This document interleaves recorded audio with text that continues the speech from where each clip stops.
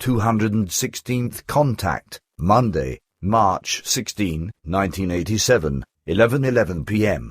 Quetzal says, "Here I am again, my friend. Be greeted, and I am also to give you very warm greetings from Semiaza and deliver the very best wishes. Also Pata greets you very warmly, as well as Playa, Askit and Nera, as well as Manara and Toledo. In addition, those who are still unknown to you from the Dal universe as well as from the planet Era greet you." Billy says, "Be welcomed, my friend. It's nice that you are here again. May I ask, how are all those who greeted me through you?" Quetzal says they are all doing well. Billy says, "Nice to hear. Recently, we spoke of the coming gene manipulation by the earthly scientists.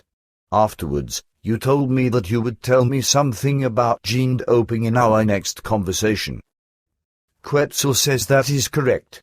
The genetic research by the earthly scientists will entail, namely starting from the new millennium, that fighters and sportsmen, etc. will receive stimulants and, thus, stimulant drugs in the form of gene injections. This kind of doping for all kinds of purposes will become common worldwide in the coming time, and indeed, not only for humans but also for animals, which are driven to maximum performance through gene doping. In particular, with military personnel, sports figures, and terrorist fighters, the new form of doping will cause a sensation, but also with respect to the animals, to whom gene doping injections, etc. are given, in order to drive them, on the one hand, to top performances and, on the other hand, to misuse them for purposes of war and terrorism. Billy says, "Then I have a question in reference to wisdom teeth, if you can give me an answer to it. Our scientists say that wisdom teeth of modern man are an unnecessary leftover from prehistoric man's time and are absolutely unnecessary today. Is that right?" Quetzal says wisdom teeth are a necessity for humans because if these are missing, then the food is no longer chewed properly and is only crushed poorly. However, especially the chewing and crushing of the food are necessary and of great significance and importance for the stomach and the intestines and for their digestive processes and, thus, for the breaking down and burning of the food. Well-chewed and crushed foods facilitate these processes quite tremendously. The front teeth, that is the biting teeth or the tearing teeth, are not sufficient for the chewing process and crushing process, which is why these functions are assigned to the molars, and these include the so-called wisdom teeth. If the food isn't chewed properly and is crushed poorly, then health problems will arise from this in the course of time, which can spread to and affect the stomach as well as the intestines and even the immune system, which appears with many people on the earth without them knowing what causes their suffering. Stomach ulcers as well as intestinal ulcers are fairly often a result of a lack of quality with regard to the chewing and crushing of food. Even the earthly physicians, etc. have, so far, gained no insights in this respect. Indeed, by them and the scientists, it is even accepted erroneously that wisdom teeth are a useless leftover from the early days of the earth people, but this corresponds to a misconception beyond compare. Thus, even we, who are not only superior to the people of the earth in consciousness but also in physical evolution, have wisdom teeth, of course, because these are, in fact, vitally necessary. If humans are missing these teeth, then health problems, as I said, can appear. Billy says thanks. In the story of Emmanuel, it is recorded that he had succumbed to sweating blood before being arrested by his captors. To my knowledge, this is called hematidrosis. Many people who aren't educated in relation to this suppose that sweating blood isn't possible. But to my knowledge, this acceptance is erroneous. Quetzal says that is correct.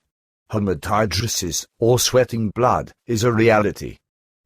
Billy says, what does the future hold in regards to rain, snow, climate warming, etc.? Quetzal says, I explained before that the coming time will bring all sorts of disasters in terms of the weather and the climate, that is their change. In the next few decades and well into the third millennium, the Earth and its humanity will be afflicted by many natural disasters.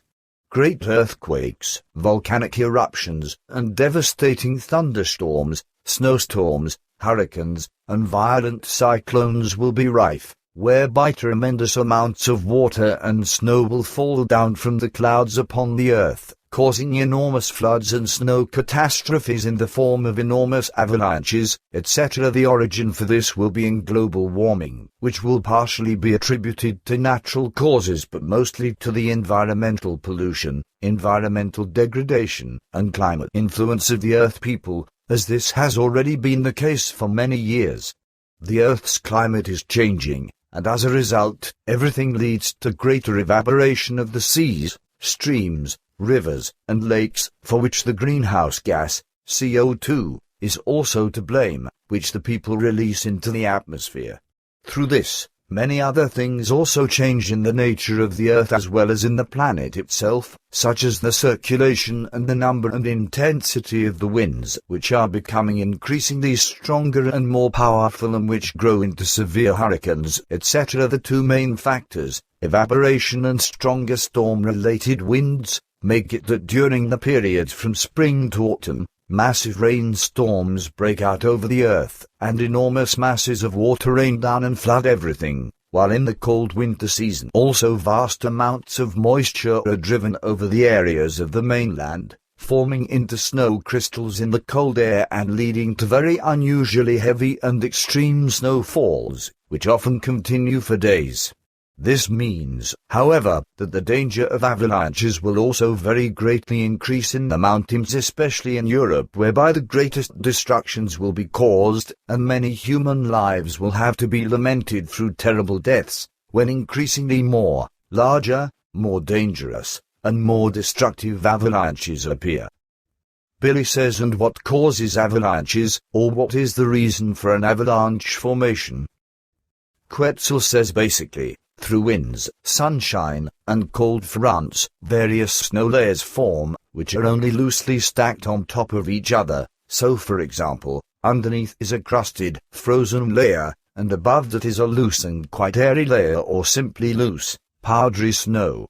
Such structures are enough, then, for an avalanche to occur, when through a gust of wind, through a snowdrift breaking off, through a slight shock of earthly origin, a small movement between the different covers of snow arises.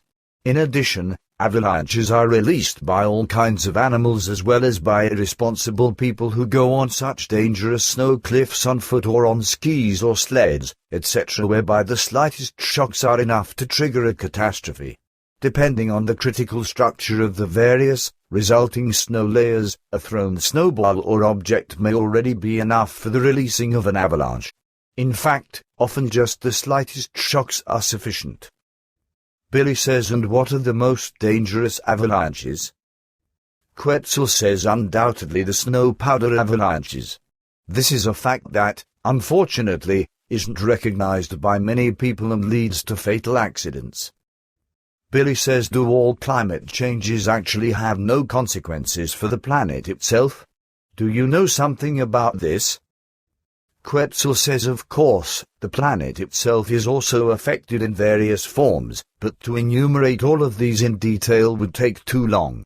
However, it should be said that all resulting changes in the climate as well as the greenhouse gas and the inner earth resource exploitation by the earth person will lead, in the course of time, to a change in the Earth's rotation. At first, this will only be imperceptible, and in 100 years, it will only amount to about a sixth of a second, but this will steadily increase in subsequent periods and centuries as well as millennia. Billy says, and will this be through the fault of the Earth person, or will there also be natural, planetary, and cosmic factors in play? Quetzal says, your acceptance is right. On the one hand, the Earth people will be very much to blame for these coming changes, but on the other hand, completely natural, planetary, and cosmic process will also play a role that isn't to be underestimated. Billy says, with that, you probably mean the way of all ephemeral, into which everything, including the Earth, is arranged. Quetzal says, that is the sense of my words, yes. Billy says, may I now ask how old your mother and your father are? Quetzal says, that is no secret. My mother is 481.